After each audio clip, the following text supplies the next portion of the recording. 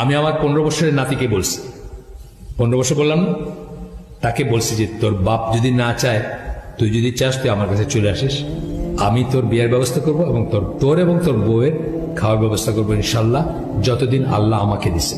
শুনতে খুব উইয়ার্ড লাগতেছে তাই না?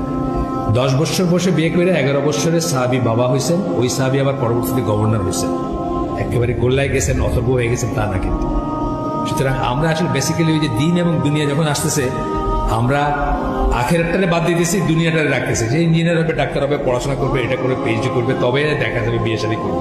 কিন্তু আমার আখেরাত তো শেষ হয়ে যেতেছে এখানে। আমি যে কালকের দিনটা বাঁচবো এটা তো কোনো ঠিক নাই। আর আমি তো তার হয়ে সাক্ষী দিব না যে আল্লাহ আমার জন্য সে ব্যভিচার করছে বা মানে গোপন গুনাহ করছে বা করছে, কবিরা গুনাহ করছে, তুমি তারে মাফ করে দেবে, এই দায়িত্ব থেকে আমি নিব না, কেউ নিবে না। কিয়ামতের দিন আমরা কেউ কারো দায়িত্ব নেব না। সুতরাং এটা যাদের সামান্যতম দিনের বুঝ আছে তাদের উচিত ছেলে মেয়েদের সাথে